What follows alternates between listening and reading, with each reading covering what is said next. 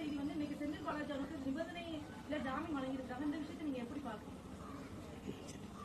நம்ம நாட்டில் எது தங்கச்சி பரபரப்பு இல்ல, லட்டு பரபரப்பு, சிலேபி பரபரப்பு, அப்புறம் பஞ்சாமிர்தம் பரபரப்பு, அப்புறம் பிணை கிடைக்கிறது பரபரப்பு. அது பரபரப்புக்கு பஞ்சமா இருக்கு.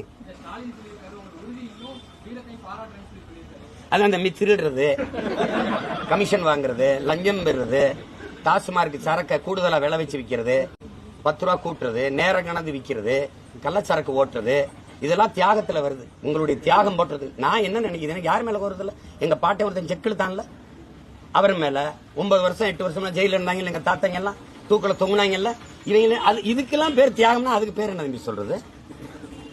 அதுக்கு பேர் என்ன சொல்றது? இந்த நாட்டுல மண்ணெல்லி விற்கிறது, மலை குடைஞ்சு விற்கிறது, இந்த என்ன செய்யறது, இந்த மாதிரி சாராயம் காய்ச்சிறது, இது பண்றது, இதெல்லாம் தியாகத்துல வருது. வீர தீர செயல்களில் பெருமை மிக்க